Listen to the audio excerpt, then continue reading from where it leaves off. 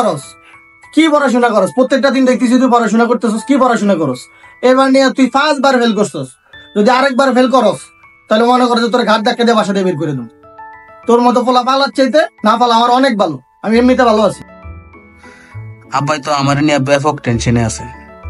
এখানে তো আমি 5 বার ফেল করছি। এবার যদি আমি ফাঁস না করতাম পারি তাহলে তো আমার রেহাই নেই। আমাকে যেভাবে হোক এবার ফাঁস করতেই হইব। নিজেরা করি পাইলট উচ্চ বিদ্যালয়।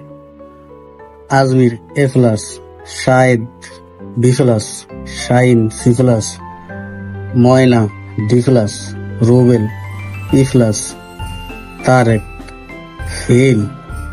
হাই হাই, সাই নিচে কি লেখছে? মোহাম্মদ তারেক রহমান এই নিয়ে 6 বার অকৃতকার্য হওয়ার কারণে স্কুল থেকে আজীবনের জন্য বহিষ্কার করা হলো। প্রধান শিক্ষক আজ তো কওয়ালে দুঃখ আছে রে।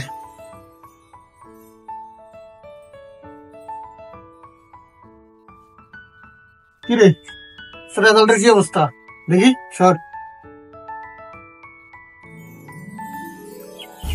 তুমি এবারও ডাব্বা মারছো? কিরে এবারও ফেল করছস? তুই আমার মান ইজ্জত যা আছে সব নষ্ট করছস। তোর মতো বলা বাবা আমার দরকার নাই। তুই বেরো আমার বাসা দিয়ে, এখন বেরো বাবা। এই হুজুর তো 6 বার ফেল করছি। আব্বাও বাসার থেকে বাইর করে দিছে। আমার দিয়ে মনে হয় কিছু হবে না। এই জীবন রাখাছে না রাখাই ভালো। আত্মহত্যা কোনো সমাধান নয়, আত্মহত্যা মহাপাপ। আপনার ছেলে বা মেয়ে যে কোনো কিছুতে যদি ব্যর্থ হয় তাহলে তাকে উৎসাহ দিন। তাকে কোনোভাবে প্রেশার ক্রিয়েট না করে, বাড়ি থেকে বের না করে দিয়ে, কোনোভাবে তাকে হ্যারাস না করে তাকে ভবিষ্যতের জন্য উৎসাহ দিন।